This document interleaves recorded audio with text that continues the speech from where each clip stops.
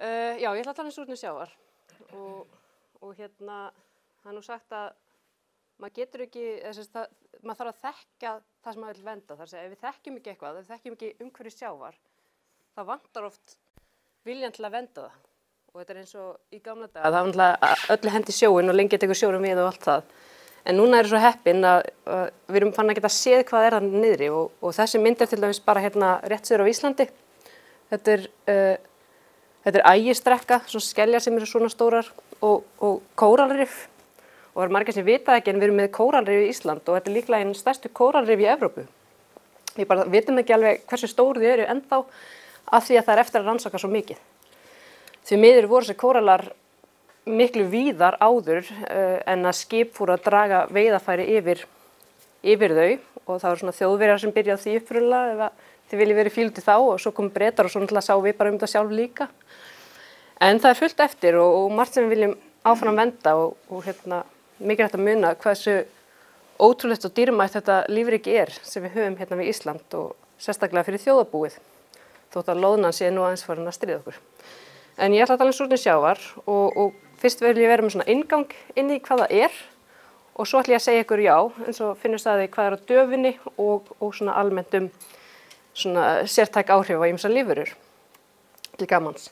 Nú, súrnun sjávar, þetta er að eiga sér stað út af útblæstri koldíoxíðs í andrúmslofti og koldíoxíð hefur alltaf sveiflast í andrúmslofti. Það er til dæmis bara langt aftur fyrir til dæmis 3 milljörðum ára. Það var svo mikið koldíoxíð í andrúmsloftinu að hitinn á jörðinni var bara í raun og veru við suðumark, óbúslega heitt á jörðinni. Þannig að koldíoxíð, það er bara að vita að það hefur áhrif á hitann á jörðinni. Þetta er gróðurhúsalofttegund og hefur bein áhrif. Síðustu milljarðir ára þá hefur þetta jafnað sig, súrefni kom inn í andrúmslofti fyrir 2 milljörðum ára eða svo. Og síðustu 800.000 ár þá hefur koldíoxíð í andrúmsloftinu verið tiltölulega stöðugt en það er alltaf sveiflur eins og alltaf í öllu í umhverfinu. Í náttúrunni er aldrei einhver sem heitir stöðuleiki. Og sjáum við að styrkur koldíoxíð í andrúmsloftinu sem oftast er mældur í ppm og ppm stendur fyrir part per milljón eða milljónasti hluti. Til samanburðar þá er súrefni 21% af andrúmsloftinu. En koldíoxíð er ekki nema 0,04%. Þannig að 400 ppm eru 0,04% af andrúmslofti. Og styrkurinn er þó að hækka. Og þótt þetta sé svona lítill hluti af andrúmsloftinu okkar, þá er þetta að hafa áhrif. Síðustu 800.000 ár þá var styrkurinn að sveiflast á milli 180 til svona 300 ppm. En núna erum við komin upp í 415. Þetta er einu úrelt mynd. Á þessari mynd erum við ekki eins og komin upp í 400. En við erum komin upp í 415 dag. Og þetta er svona 1-2 ppm á ári sem er að aukast í andrúmsloftinu. Vegna bruna okkar á gömlum lífverum, þannig séð. Eða jarðefnaeldsneyti, sérstaklega. Nú, amma mín sem reyndar dó fyrir 2 ára með svo, hún varð 95-6 ára. Hún fæddist 1921. Og þegar hún fæðist, þá er styrkur koldíoxíðs í andrúmslofti 300 ppm. Það er ekki nema cirka hér. Þetta er ein manneskja, líf einnar mannesku. Bara á hennar ævi þá breytist styrkurinn 100 ppm. Ef sonur minn verður líka næstu 100 ára eins og amma, þá erum við að tala að hann verði cirka hér. Styrkur koldíoxíðs í andrúmslofti. Þannig að vandinn við þessar breytingar er hvað þetta er að gerast óbúslega hratt. Við erum að dæla út koldíoxíði og við erum ekkert að minnka það að því að virðist samkvæmt síðustu mælingum og við erum að gera það hratt. Í fornöld eða aftur í tíma þá gerðist þetta að það fór upp í 3000 ppm á krítartímabilinu en það gerðist bara miklu hægar.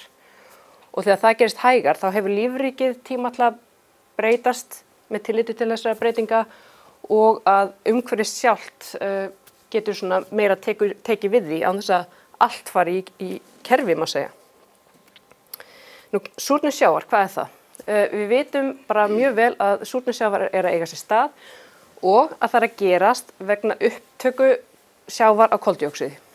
Það bil 1/3 af því koldíoxíði sem við dælum upp í andrúmsloftið, það fer ofan í sjóinn.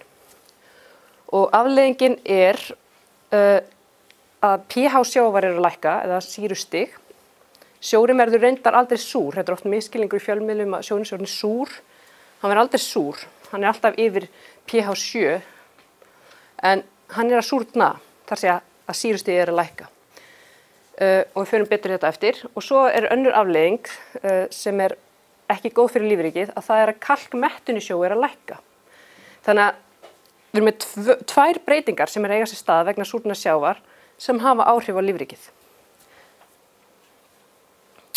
Lækkandi pH getur sérstaklega haft áhrif á efnaskipti sumra lífvera. Sem dæmi það blóðið okkar á milli 7,35 og 7,45 í pH.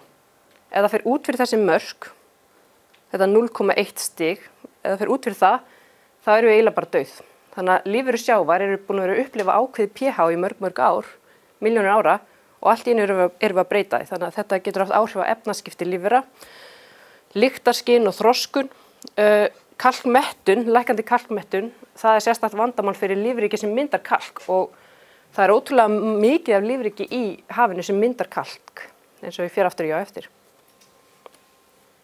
Og hvað það súrnun? Ég ætla ekki að fara einhverja harða efnafræði eða neitt svoleiðis, en bara svona til að réttilega útskýrta myndrænt. Súrnun sjávar, þetta kalla súrnun sjávar að því sjórinn að súrna og sýrustig eða pH, þið sjáum alltaf á snirtivörum, húðinni pH 5,5 eða hvað það sko. pH bara mæling á styrk þessara jónar.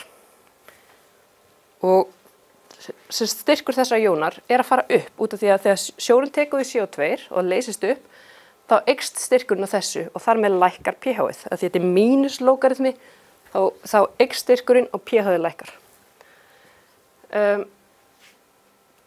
Og svo það sem gerist líka einmitt að kalkmettun lækkar. Þetta karbónatjón og kalk kalsíumkarbónat. Þessi hluti af byggingarefni, þetta eins og ef það væri með hús og múrsteinar væri kalsíum og steypan væri karbónat, þá eins og annað byggingarefni verið alltaf sífellt dýrara. Það miklu alltaf að lækka, að vera dýrara og dýrara að byggja þetta kalk út af þetta að verða minni frambúð af þessu efni þegar sjónin súrnar. Og kalk, já, það bara ansi víða. Það eru krabbadýrin. Allir krabbanir, rækjunar, marflærnar, skeldýrin okkar, samlokur, sniglar, götungar, pínulítil dýr sem eru í mikið í seti og í sjónum. Kóralrifin öll eru að byggja upp kalk. Slöngustjörnur, ígulker og svo þessi sem eru kalkþörungar og þetta hafði ekki séð mynd úr geimnum þar sem að sjórinn mjólkur litar að hluta. Að það þessir, það bara nógu mikið af þeim sem að fara í blóma og lita sjóinn þannig að hann virðist vera mjólkur litar úr geimnum. Og til dæmis hvítu klettarnir í Dover í Englandi, það eiginlega bara þessir. Það bara setlög af þessum þörungum sem hafa myndast í gegnum milljónir ára. Þannig að þetta allt lífríki sem hefur mikilvæg hlutverki að gegna í okkar umhverfi. Ef við förum aftur í pH, þá viljum við skoða aðeins lengra aftur í tíman. Og ástæðan fyrir sína þetta að vandinn að lífríki sem við erum með á jörðin í dag vant ansi stöðugu umhverfi í ansi langan tíma. Sumum tíma á jarðsögunni þá hefur umhverfi sveiflast mikið og þá líklega að lífríkið geti tekist á við frekari sveiflur. En þegar umhverfið búið að vera stöðugt í mjög langan tíma, þá spurning hvort að lífríki sé búið að missa þennan aðlögun hæfileika. Að erfðabreytileiki sé þannig að það geti ekkert endilega tekist á við mikinn skell í umhverfisbreytileika. Þetta 20 milljón ára aftur í tíman og þetta svona spá fyrir næstu öldina. Þannig að við erum nú þegar komin hingað og þetta graf, þú sér þetta graf, þetta líka sent með hitastig. Þetta kallað svona hockey-stick, þetta lítur út þessu hockey-graf. Af því þessar lífverur þessi breytingar svo miklar og hraðar með það sem hefur verið í svona nánustu fortíð. pH sjávar, þetta yfirborð sjávar, þetta svona meðal pH á heimsögunum, var fyrir iðnvæðingu 8,2, núna 8,1 og fer lækkandi og verður líklega svona 7,7, 7,8 við enda aldarinnar. en þetta er meðal pH yfirborðssjávar. Þetta er ekki endilega staðbundnar mælingar. Þannig við förum betur í svona Ísland á eftir. En okkur er súrnun sjávar svona mikið vandamál fyrir okkur. Það er oft talað um að þetta sé eitt stærsta vandamál sem við Íslendingar erum að eiga við vegna loftslagsbreytingu í heild sinni. Og jú, hlýnun er að verða og yfirborð sjávar er að hækka og það eru mikla breytingar í gangi, en súrnun sjávar er sérstaklega slæmt vandamál á norðurslóðum og í suðurhöfum. Og ástæðan er, má segja, þríþætt. Í fyrsta lagi þá leysist koldíoxíð betur upp í köldum sjó heldur en heitum. Besta leiðin til að útskýra þetta er með gosflösku. Þannig að þetta er alveg sama eðlis eða efnafræði sem á við hérna. Til dæmis, þú ert með gosflösku og þú ert á ströndinni, bara ég vildi óska þessi dag ég væri þarna, en því miður, ég hér, en í þessu grámyglaða veðri, en ágætt svo sem að vera hérna inni, eða ekki það, en ímyndum okkur að það sé 30 stiga hiti og þú ert að fara að opna bjór eða kók eða hvað sem þú drekkur og þetta er alveg svo heitt og þá opnar þetta og þá frusast út um allt. Það er að því að CO2 vill ekki vera uppleyst í vökvanum þegar það er svona heitt. Það er bara flæðir upp. Þetta er bara koldíoxíð sem er að flæða upp í flöskunni. Ef þú hefur tekið þessa dós og sett hann í kæli og látið hann að vera bara 5 gráður eða hvað og opnað hana þá hefði bara komið lítið svona gas upp úr. Það er að því að CO2 er búið að leysast upp í vökvanum. Það er búið að hafa áhrif á efnafræðina og búið að leysast upp. Þannig að við í raun og veru erum þessi gosflaska sem er búin að vera í kæli. Við erum hérna uppi og hér er sjórinn kaldur. Og það þýðir að það er auðveldara að leysa upp koldíoxíð. Í heitum sjó, það sem er heitt, þar er CO2 ofta að flæða upp úr sjónum út af því að það leysist ekkert sérlega vel upp þar. En hérna er CO2 að fara inn í sjóin og er að valda súrnun sjávar og það hratt. Það leysist mjög vel upp hér og við erum með djúpsjávarmyndun og annað sem hefur þessi áhrif, en ég kem að því aftur eftir smá. Annað sem skiptir máli fyrir okkur hér á norðurslóðum er kalkmettun. Kalkmettunarstigið, pH reyndar er svona alls konar allan sjó. Hitastig hefur ekki áhrif á pH, en hitastig hefur mikil áhrif á kalkmettunarstig sjávar. Og þegar hitastig er lágt, þá er kalkmettun sjávar lág. Við vitum að kóralrif eru einmitt aðalega hérna við miðbaug. Það er líklega einna helst vegna þess að kalkmettun er svo háð þar sem er heitt, að það er nóg kalk og nóg byggingarefnum í sjónum til að þessi massífu kóralrif geta myndast. Við sjáum ekkert endilega mikið af massífum kóralrifum hér, reyndar fyrir utan djúpsjóin, þar sem kóralar hjá okkur myndast ofboðslega hægt. En já, við erum með ofboðslega lágt kalkmettunarstig í hafinu við Ísland. Og svo svona þriðja ástæðan, sem er eftir að sannreyna, er þó að við erum með í raun einfaldari fæðuvefi ef að heldur en við miðbaug. Við miðbaug eru oft fleiri lífverur og segjum þú takir eina lífveru út úr fæðuvefnum, bara hún deyr út af einhverjum ástæðum. Það er oft sem kemur bara önnur lífvera í staðinn og tekur við hlutverki hennar í vistkerfinu. Hér við Ísland og bara á norðurslóðum og í suðurhöfum, það er oft færri lífverur inn í keðjunum, eða inn í vefnum, sem því það eins og með loðnuna, ef þú tekur út loðnuna, sem er svolítið að gerast núna, að hún er svona detta þess út. Hvað kemur þá í staðinn? Það er einhverjum ekkert sem getur komið í staðinn. Og þetta er okkar vandamál hér, þar sem fæðukeðjur eru einfaldari. Nú, sérstæða okkar. Við búum á mörkum hlýsjávar og kaldsjávar. Þetta er í raun og veru einn besti staður til að búa í landinu í heiminum eða vera sjávarlíffræðingur. Þetta er í raun og veru náttúrulega tilraunastofan. Við erum með ótrúlega ólíkt umhverfi norður af okkur og suður af okkur. Hérna norður af okkur, þá er sjórinn ískaldur. Hann er eiginlega bara í kringum mínusgráðunar. Sérstaklega ef við fer aðeins dýpra. Hann er svona mínus 1,5 við botn, eitthvað svoleiðis. Suður af okkur er sjórinn 10 gráður. Kannski svona 3, 4, 5 gráður við botn, 5, 6. Þannig að þetta er óbærslega kontrastað, maður segja, umhverfi. Og breytingarna sem er að verða við Ísland vegna súrnunar sjávar og annað, það er ansi ólíkt hvort við horfum á umhverfið norður á landinu og suður á landinu. Súrnun sjávar er sérstakt vandamál bæði suður og norður á Íslandi, en það sem er sérstakt við svæði hérna norður af okkur er að sjórinn er að sökkva. Það er rosa mikið blöndun á sjávarmassanum. Kerfið okkar virka þannig að heitur sjór frá Atlantshafinu, hann flæðir hérna upp, hérna í yfirborðinu, flæðir hingað, kólnar, verður eðlisþyngri og sekkur. Og hérna er til þess sinking zone, þetta er svona svæði þar sem að sjór er að sökkva. Það er að verða mikil blöndun. Og við erum að sjá það hérna norður af Íslandi að koldíoxíð í staðinn fyrir að hanga svolítið mikið í yfirborðinu og taka langan tími að fara niður í neðri lög, koldíoxíð er að færast hratt niður í neðri lög. Við erum að sjá súrnun sjávar við botnin á 1800 metra dýpi sem hún sérði ekkert endilega annars staðar.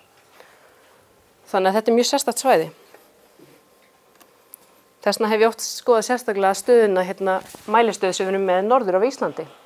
Það er rauninni 2 mælistöðar, langtíma mælistöðar sem Hafrannsóknastofnun hefur haldið úti frá 1981. Þetta er áður en að ég fæddist 1983. Þetta er rosalega langur tími fyrir svona mælingar. Og bara þökk sé fólki sem hafði vita á sig áður. Þó er það þannig að enginn vissi að súrnun sjávar væri að fara að eiga sér stað. Vísindamenn og efnafræðingar héldu að sjórinn gæti tekið miklu meira við áður en að myndi byrja að súrna. En það er ekki fyrir þessar langtíma mælingar og til dæmis mælingarnar frá Íslandi, þær sýndu að þetta væri að gerast. Og ef við sjáum bara þetta hérna línurið, þetta er pH sjávar, hérna 8,14 og 8,06 og þetta er frá 1983 reyndar til 2012 og það var bara allt í einu óumdeilanlegt árið 2000 að súrnun sjávar væri að gerast. Árið 2006 það birtust 10 greinar í vísindaheiminum súrnun sjávar á ári. Vísindamennir höfðu ekki svona fattað í kringum aldamót að súrnun sjávar væri svona mikið vandamál. Þannig að þessi vísindagrein má segja er ekkert komin sérlega langt. Hún er ennþá svona að skríða upp úr leikskólastiginu af því að það var ekkert mikið gert fram til aldamóta í þessum rannsóknum.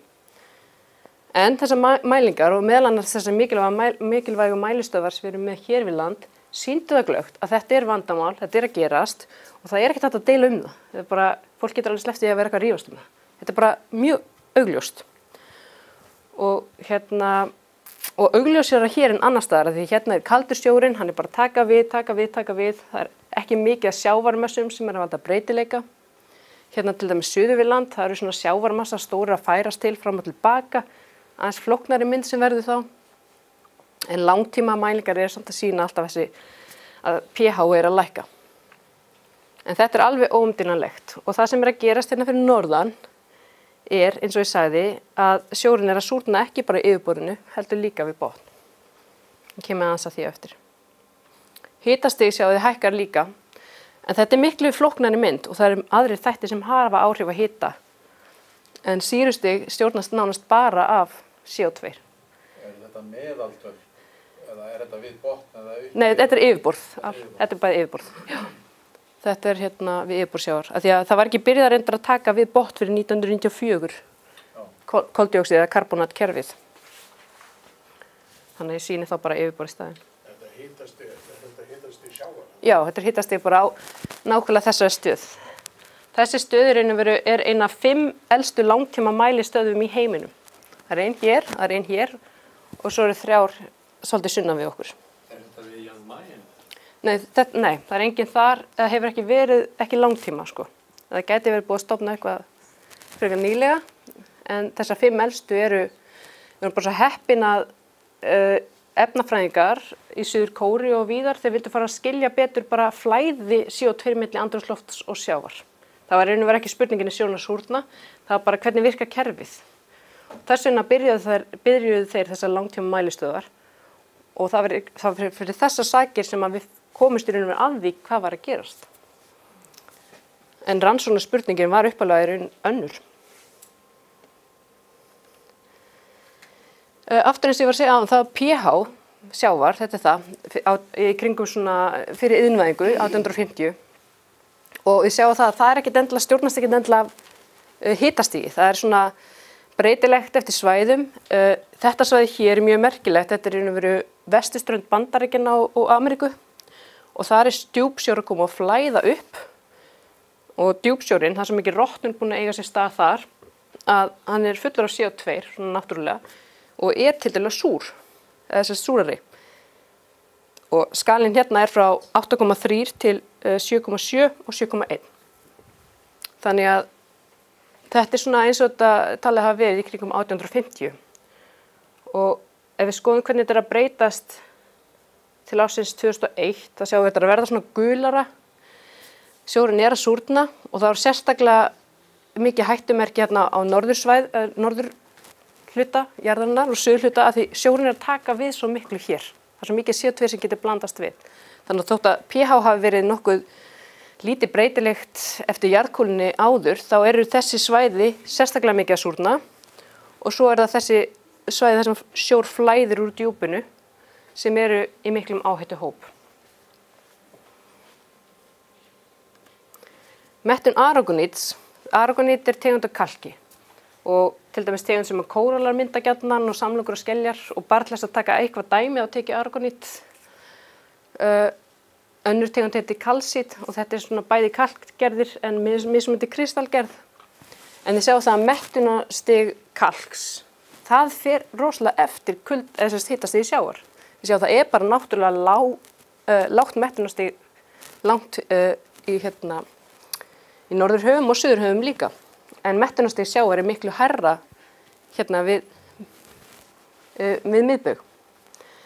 Í samtöðu þetta þá má komið að kórarrif, þessi hlýsjár kórarrif, það er talið, svona mótil hafa reiknað út að mettunarstig þurfi að vera í kringum 3,2, eitthvað svoleiðis, mettunarstig aragoníts. Og ég sjá að 3, það er svona þetta dökkbláa hér. Þegar mettunarstig fyrir undir 1, hérna í rauða, má segja, þá leysist aragonít upp. Skilin bara í raun og veru hægt og rólega bara leysist upp.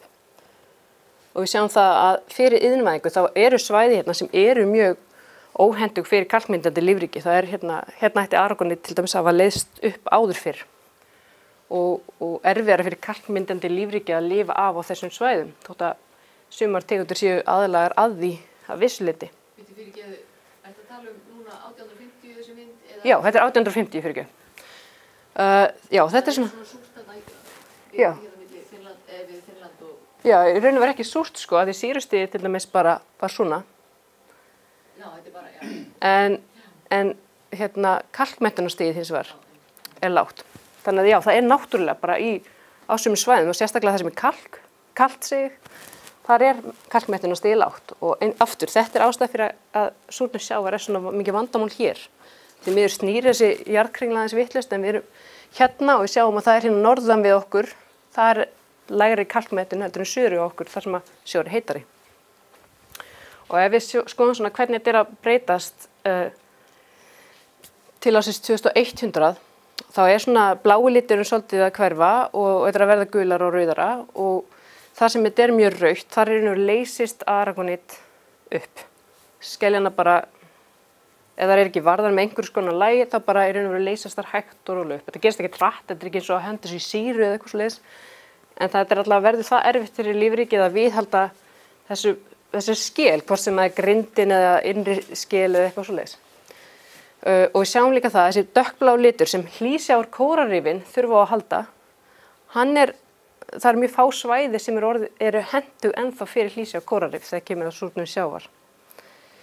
En reyndar þá hefur komið í ljós síðustu 10 árin að þar hitastig, þessi hitastigshækkun eins og í Ástralíu þar sem kóralar eru að verða bara hvítir og deyja, þar er það aðalega út af hitastigshækkun. Það er ekki súrnun sem er að hafa svona mikil áhrif. En þú ert með bæði súrnunsjávar gerast á sama tíma og hitastig að hækka, þá er það hálfgerður dauðadómur fyrir margar tegundir af hlýsjár kóralum því miður.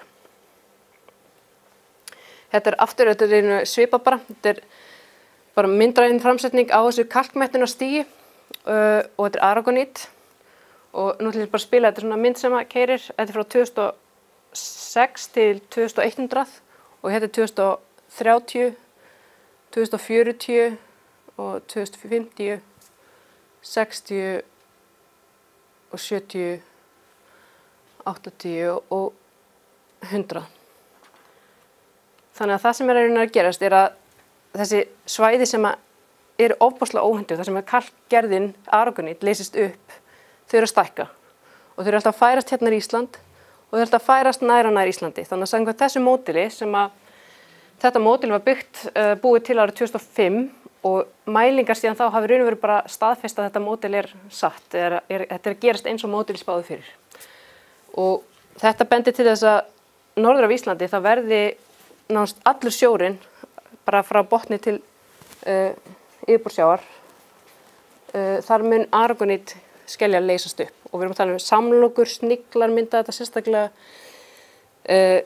Það alltaf einhverja tegundir sem geta þolað þetta þótt þetta verður erfiðar og erfiðari, en við höfum ágjörð að því að margar tegundir og ofboðslega mikill líffræðilegur fjölbreytileiki tapist út af þessum breytingum sérstaklega.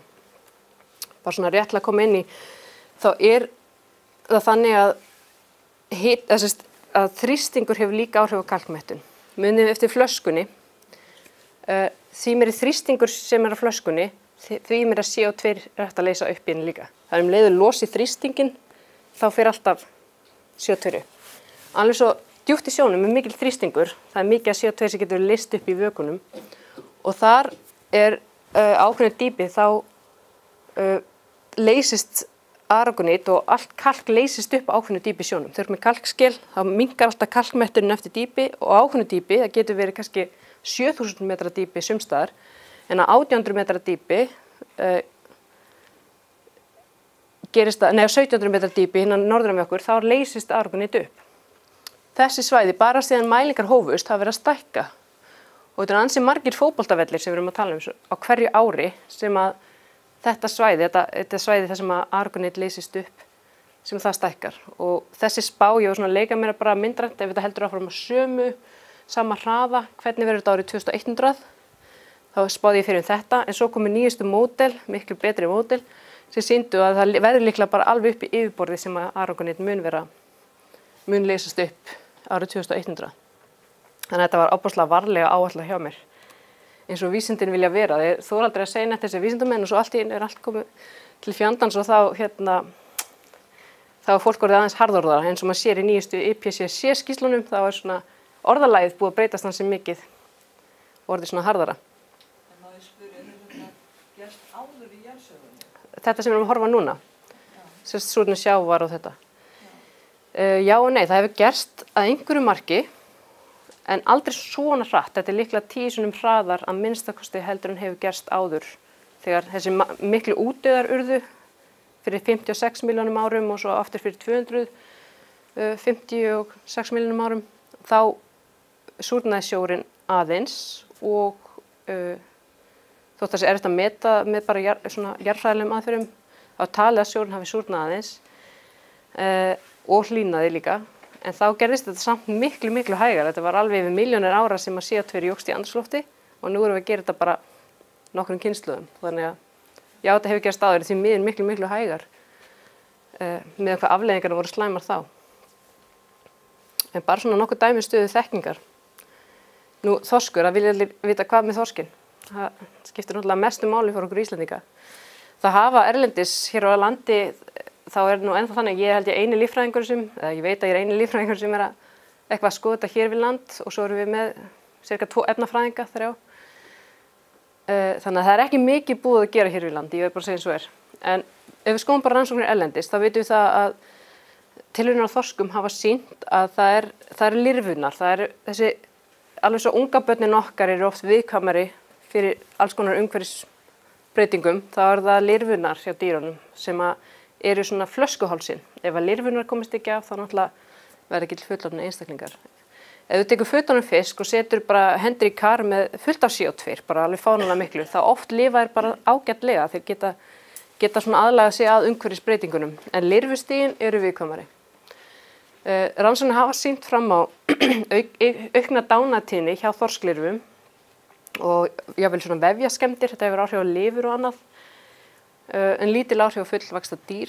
Það sem ekki vitað og erfitt að rannsaka náttúrulega hvort að fiskar getur aðlagast, hvort að með nokkrum kynslóðum geta aðlagast. Það erfitt að segja. En sumar rannsóknir hafa spáð jafnvel hruni í stofnstærð synda í 8 afræningum heldur en frá þeim. Það að segja að þeir einhvern veginn upplifðu umhverfið ekki nógu vel. Og ef þú skalar þetta upp í raun og veru svona vistkerfi þá náttúrulega ekki frábært fyrir lifun fiska að við syndi í 8 afræningum sínum. Þannig að þeir komast að þessu að það er svona oft hegðunarbreytingar sem að verða hjá fiskum. En þetta ekki algilt. Það hafa aðrar rannsóknir komið fram sem hafa sýnt fram á engin áhrif súrnunar sjávar á fiska. Þannig að kannski aftur geta þær aðlaga sig.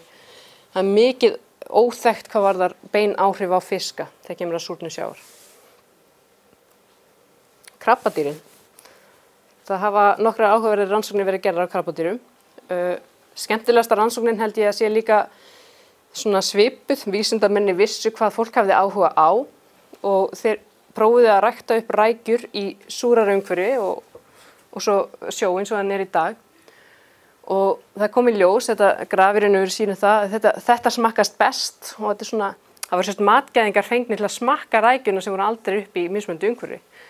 Rækjuna sem smökkuðust best í þessar rannsókn, þetta voru kokkar og aðri sem við fengu í svona hóp til að smakka rækjur og svo áttu kokkarnir að meta rækjunar, að gæði rækjunar. Og þeir komast að því að rækjur sem voru aldar í svona sjói sem í dag, þær smökkuðust best. Og hvítasúlan, rækjur sem voru aldar upp í hærra CO2 eða við súrnun sjávar, maður segja, þær smökkuðust verst. Og þetta náttúrulega vakti heimsathygli.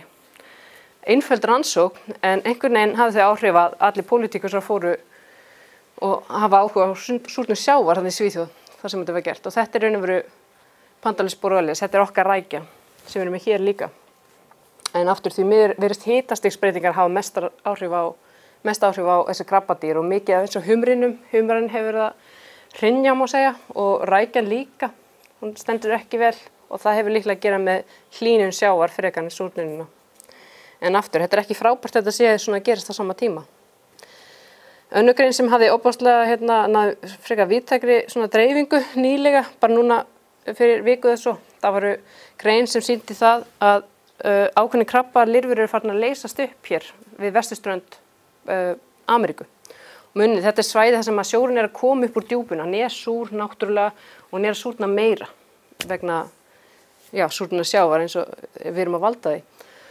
Og þeir sýna fram á það að krabbalirfur eru núna að leysast upp í rauntíma út af súrnun sjávar.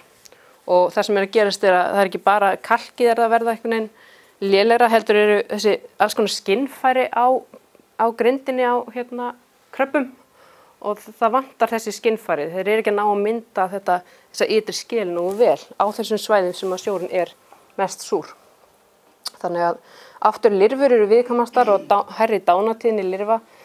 Margar rannsóknir hafa sýnt að sumir krabbar þola ágætlega súrnun sjávar. Þeir eru ekki mjög svona, þetta er svona kítinkalk sem mynda og sumir virðast þolda betur en aðrir. Svo oft eru áhrif súrnunar þannig að súrnun eru að hafa áhrif á allt vistkerfið. Það verður til dæmis ein rannsókn sem sýndi það að á svæðum þar sem krabbar geta krækling mikið, þá urðu kræklingarnir veikari, skelinni varð veikari, en krabbaklóin varð líka veikari. Þannig að áhrif súrnunar á þessi samskipti afræningja og bráðar urðu nánast engin að því bæði afræningin og bráðin urðu veikari vegna áhrifa súrnunar sjávar. Þannig að áhrifin eru oft flókin og erfitt að spá fyrir svona heildar niðurstöðuna í vistkerfinu má segja. Lindir, samlokur, þetta er svona þegar lirfurnar, þær mynda svona litla skel uppaflega, þetta er pínu lítið, við sjáum þetta ekki eins og berum augun. Og þetta er svona venjulegur þroski, þetta er ostrur á vesturströnd Bandaríkjanna aftur og sjáum hvernig venjuleg ostra myndar skilina sína, þetta er dagur 1, 2 og 4 og þegar þessar tegundur eru óhagstæðu umhverfi og kalkmettin of lág, það náður einhvern veginn ekki að mynda almennilega skilina, hún verður svona hálf afmynduð og oft drepast þær, lirfunar, eða ná ekki að mynda þessa forskil nógu vel. Og 2008 gerðist það og þetta eru líklega fyrstu svona efnahagslegu áhrif súrnunar sjávar, það hrundi ostrueldi við vesturströnd Bandaríkjanna og þetta eru margra $1 milljón svona iðnaður. Þannig að þeim tíma þá var náttúrulega áður Donald Trump kom til sögunar, þetta var þegar Obama var þeir. Það voru miklu peningar settir í rannsóknir á súrnun sjávar á þessum svæðum út af því allt í einu fór þetta að verða aðeins of raunverulegt. Vængjasnigil, þetta er talað Þetta er einu snígill sem að lifir í svifinu. Hann er ekki aldrei á botni, hann bara lifir í svifinu og hann er með skel og að því hann er í svifinu, hann þarf svona að synda á vængjum, má segja. Þá myndar hann skel sem örþun. Þetta er miklu þynnra heldur en skeljana sem eru sérð á botninum. Þá skriða bara og geta dreigið þetta eftir sér. En þeir þurfa náttúrulega að haldast upp í svifinu og þeir mynda þessa rosalega fínu argonít skel. Og þeir eru sérstaklega á svæðum, norðlægum svæðum, eru mikið Svalbarða þessir. Ekki svo mikið hér við land, en það var gerð tilraun og óvarinn skel sett bara í sjóin sem hann verður árið 2100, þar sem argonítmettunin er undir 1 og skelin er bara leysist upp. Svona þið sjáu hérna eftir 15 daga, þetta gerist hægt, 30 daga og 45 daga. Og síðustu svona ár hafa rannsóknir sýnt að nú þegar er skel þessara dýra farin að leysast upp í náttúrunni. Þannig að þetta er svona áhrifin eru farin að koma fram núna. Já, svona að lokum, þá verður bara að benda á þess, það er ekkert bara súrnun sjávar. Þegar ég er í rannsóknum á súrnun sjávar, þá verð ég að hafa í huga, það er ekkert bara það sem er að breytast. Við verðum að hugsa allt hitt. Og það er náttúrulega hækkandi hittastig, það er náttúrulega númer 1 og 3 og oft er það fyrsti áhrifaþátturinn sem hefur áhrif á lífríkið og svo kannski er súrnun sjávar að hafa áhrif líka. Þannig við verðum að skoða áhrif hækkandi hittastigs í leiðinni. Og hækkun hittastigs hefur líka áfram áhrif á annað. Það er til dæmis styrkur súrefnis í sjó er að lækka. Hér við land er þetta ekki brjálæðislega alvarlegt af því við erum með tiltölulega súrefnisríkan sjó en það er til dauð svæði í heiminum þar sem súrefni er mjög lágt í sjónum og þar er þetta eitt aðal vandamálið. Það er lækkandi styrkur súrefnis vegna hlýnandi sjávar. Sjávaryfirborðið er að hækka eins og við vitum og svo er þessi aukna lagskipting. Ef að sjór hitnar þá sekkur hann síður og það er alltaf það sem við tala vera svolítið hætta á hér við norður af Íslandi er að sjór hitnar mjög mikið yfirborðið að hann get ekki mynda djúpsjó. Það er svona ein kenningin sem er þó ósönnuð ennþá. Þetta getur við líka sérstaklega vandamál þar sem er hlýtt og sjórinn yfirborðið er bara ofboðslega heitur og nær ekki að blandast neðri lögum. Nú, já, eins og við vorum talað súrnun sjávar, það er aðalega pH-lækkun og kalkmettunlækkun og svo er líka næringarefnaauðgun við sumar strandir. Ef þú horfir að mynda strönd Afríku, það er þar ofboðslega mikið af næringarefnum út af landbúnaði að skola til sjávar og hérna Baltic Sea, hvað heitir það? Eystrasaltið. Þetta er rosalegt vandamál. Það er ofboðslega mikið iðnaður og mikið landbúnaður og það er alltaf að skolast í Eystrasaltið. Og það veldur því að þörungar blómstra og svo drepast þeir. Og þegar þeir drepast þá náttúrulega rotna þeir og það verður mjög mikið CO2 sem kemur út af þessu og verður líka lækkar ofboðslega styrkur súrefnis þannig í neðri lögum. Plastmengun, þetta er svona nýjasta sem við erum að eiga við og mikroplast og enginn veit nákvæmlega hvernig það mun hafa áhrif og hvort það hefur það mikil áhrif. Þetta er eitthvað sem er alveg óþekkt ennþá og erfitt að rannsaka. Og flutningur tegunda milli landa, þetta er eitt vandamál. Við erum að flytja tegundir fram og tilbaka og þetta er oft tegundir sem eru ágengar og geta verið að ryðja í burtu okkar náttúrulegu tegundum. Það er dæmis eitt snígill sem er, ef þið farið til Bretlands og sjáu það að alla fjörur, það er eiginlega lítið svona þara á Bretlandi, á steinafjörum.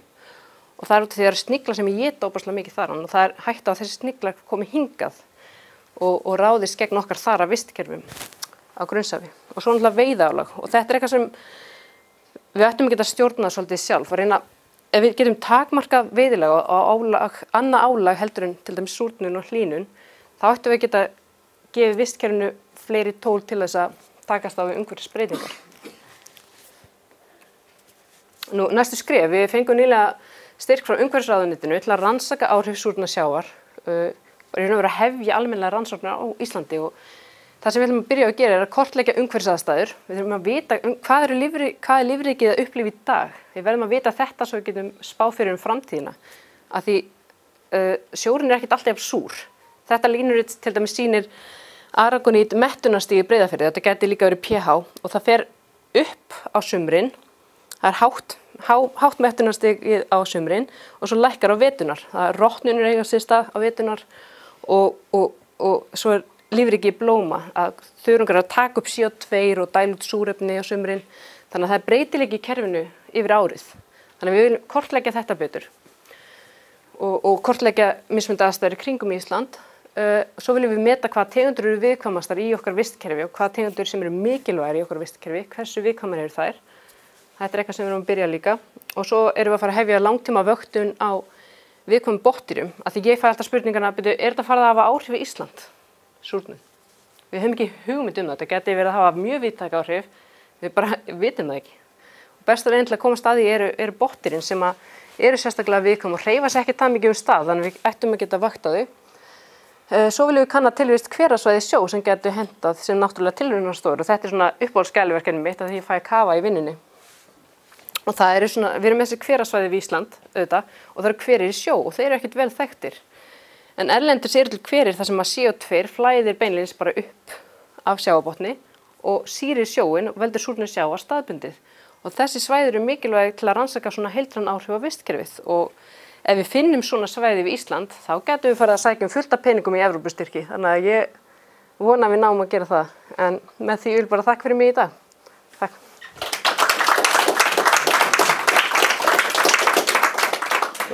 Frekar spurningar? Er ekki svo strýtur en það sem er fyrir norðan? Það er ekki svona hveri? Jú, það er einmitt, en það eru svo heitar sko. Það er svo mikið heitum sjó sem er komið upp og vandinn við þessi hveri er að það er oft hérna arsen og alls konar efni sem kom upp með þessu. Brennisteinssambönd og annað eins og við finnum lyktina. En á köldum svæðum, eins og við Vestfirði, það eru fullt af hverjum það sem er minna af brennisteini og meira af CO2 og við viljum reyna að kortleggja og finna hvort það er hentug svæði í þetta. En það er ekki þar með sagt, kannski er þetta allt óhentug hverasvæði. Þetta er bara svona próf. Já. Þar eru heiturstöðum líka.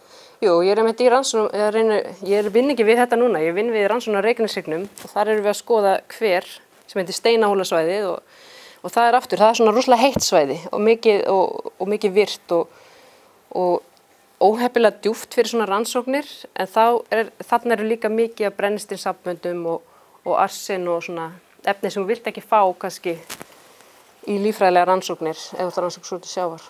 Það er alveg rétt. Áhrif á landbúnaði og svona kemískum ábyrgð og svo, hvernig eru þau í samhengi við þetta?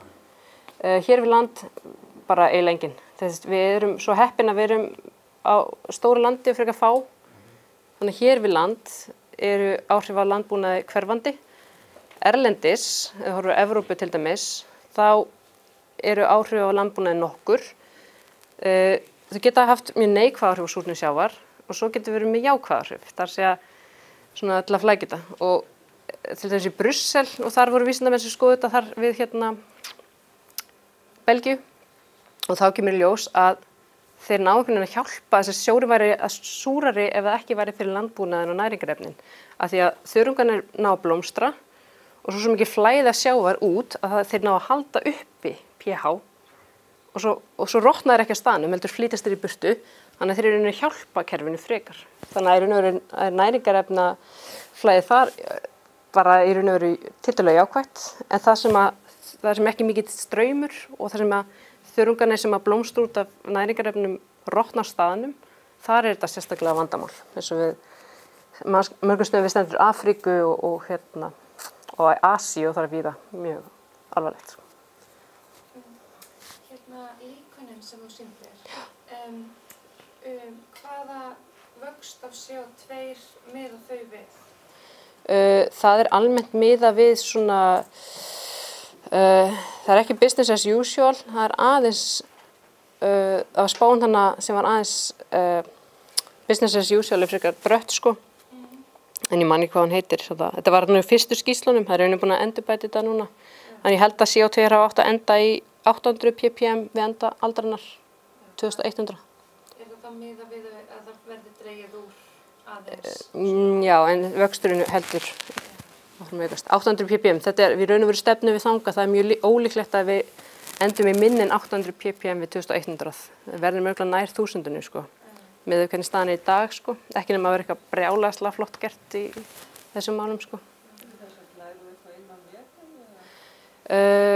Ekki þessi, þetta er enda óbirt gögn, þannig það er að birta þetta, en allt hitt þá get ég alveg sett það á netið sko.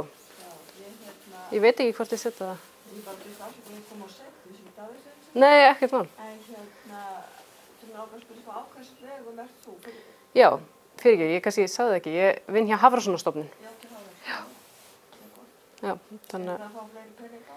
já, við fengum sem sagt frá umhverfisráðuneytinu núna sér styrk upp á þetta er heildina 140 milljónir, en þetta er 35 milljónir á síðasta ári, 30 og 30 milljónir svo árun eftir til þess að koma í raun og veru á stað þessum rannsóknum af því það vantar svona infrastruktúrun. Við eigum allir sleðanir okkar til að rannsaka botnir eru ónýtir þannig að við þurfum að kaupa bara þessa sleða og reyna að koma svo á stað og vonandi þá getum við sótt í fleiri sjóði, svona samkeppnissjóði til þess að tryggja rannsóknir til framtíðar.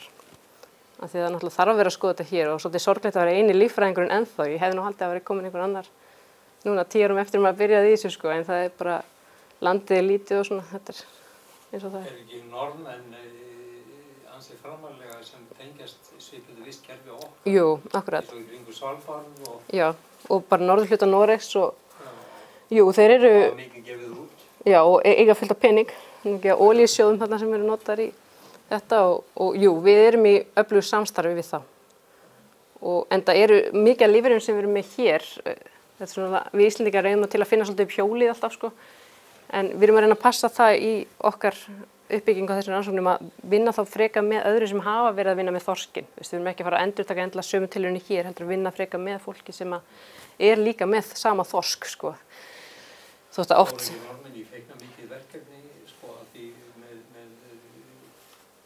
Köfunarbúnað á Reykjaneshryggnum einmitt og hafi ekki mikið verið byggt það? Hafi, eins og þú segir, vandamál við að glíma við dýpri svæði? Já, akkurat. Áður norðmenn nú Þjóðverjar, ég er í miklu sambandi við Þjóðverja sem hafa núna haft mikinn áhuga á. Það er alltaf útlendingarnir sem eiga svo mikið pening og tæki en sem betur fer að þeir koma hérna og þeir eru með drönsugu Reykjaneshryggi. Það var sendið kafbátur niður og eru óbúslega flottar myndir. Það er grein sem er núna í birtingu, bara það er hægt að sjá með þess að YouTube þessar myndir, það er hverasvæði og hverastrítur þarna á Reykjaneshryggnum sem að Þjóðverjar hafa núna kortlagt bara mjög nákvæmlega. Það er oft erfitt að finna þessi svæði sko, oft vita að það er eitthvað hverasvæði einhvers staðar, en að finna það hefur verið reynst svona erfitt og þegar þeir með 6 vikna leiðangur þá eins og þeir voru með 2018 þá náðu þeir einmitt að finna þessi hverasvæði. En já, þetta er einmitt og mikið sem er ókannað við Ísland. Þetta er eins og með hverasvæðina við land, svona á strandsvæðum. Ég byrjaði að hafa áhuga á þessu út af súrnun sjávar, en það kom í ljós að hefur ekkert verið rannsakað eiginlega nánast svona almennilega síðan 1989, eitthvað svoleiðis. Þannig að það er óbærslega... Kemur ekki fram í hitamælingum? Nú er alltaf Hafró að mæla svo hita? Jú, ekki, nei, þessi hver eru svo litlir, þetta er svo lítil svæði. Bara eins og landi, þetta er oft svona pínlítil einangruð svæði. Og þessar djúpsjónum það blandast bara svo hratt sjórinn að það er mjög erfitt að pinpointa svona út frá bara Kristur, þeir segja eitthvað samanburð sko, eins og þessi umræði sem er í Noregi sko, ný olíuleitarsvæði, olíuvinnsla, annars vegar og hins vegar sjávarútvegur og fiskveiðar. Já, akkurat. Þetta er náttúrulega megin kannski inngrip í þessi sko, mekanísk inngrip í sjávarlíffræði. Akkurat. Til að segja eitthvað það? Bara ekkert annað en það er mjög erfitt að eiga að vita. Þetta er óbærslega pólitík og hagsmunar sem er þarna bakvið og maður sér það bara með fiskiðnaðinn hér að eigendur á sko útgerðinni er oft sömu eigendur og vilja fara í fiskeldi. Þannig að þótt að það sé kannski sýnt fram á fiskeldi geti haft neikvæð áhrif á lifin þorsklirfa inn í fjörðum. Það er oft sömu eigendur þannig að þeir vilja ekki banna það og ofta eins og með Noregi þá eru kannski þeir sem eru tengdir olíuvinnslu eru líka, þetta er oft sömu aðalar sem eiga allt sko. Þannig að það er óbærslega erfitt að fara svona að eiga við þetta hagsmunagæslu í... Eiga við þess að samherja? Já, í raun og veru, þú maður segja seint út sko. Það er bara margir mjög tengdir, mjög víða og erfitt að eina sem maður getur gert sem líffræðingur, maður er alltaf bara í svona heimsendarspánum bara. Ég lítið að lausnum mikið af heimsendarspám.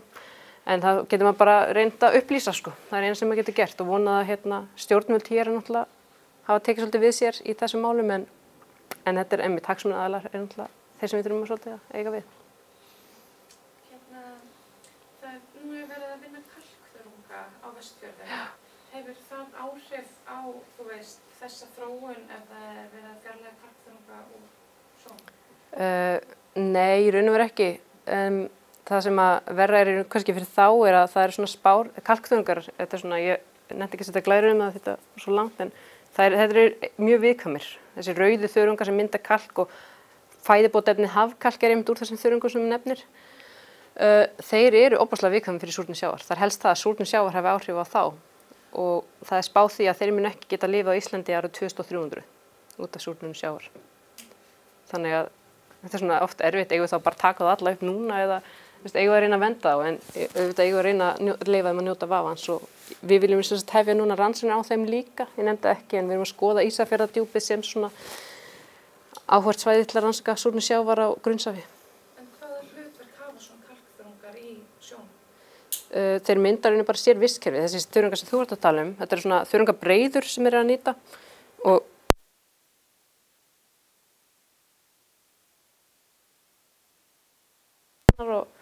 svona sér búsvæði, þetta eru vernduð búsvæði sérstaklega erlendis og það er ákveðið mikill líffræðileg fjölbreytileiki sem finnst það sem búsvæðin sem finnst kannski hvergi annars staðar. Þannig að þjónar náttúrulega hlutverki sem bara búsvæða myndandi lífríki, alveg svo kórallar gera í hlýsjónum.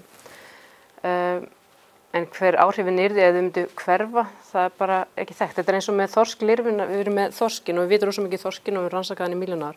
En það veit raun og veru enginn nákvæmlega hvar þorskurinn er þegar hann er á lirfustiginu. Það er bara ofboðslega mikið sem við vitum ekki. Þannig að hvað var það þörungasvæðin, við vitum ekkert alveg hver áhrifin yrði ef við myndum svona útrýma þeim eða taka alla þörungan upp eða þannig sko. Með margt á höldum þá. Erum við þá ekki bara... Allir að mæti í vinnu aftur. Gefum Hrönn gott í bætti. Takk fyrir það. Og þakkum fyrir þennan fróðleik. Já, mér er ánægð.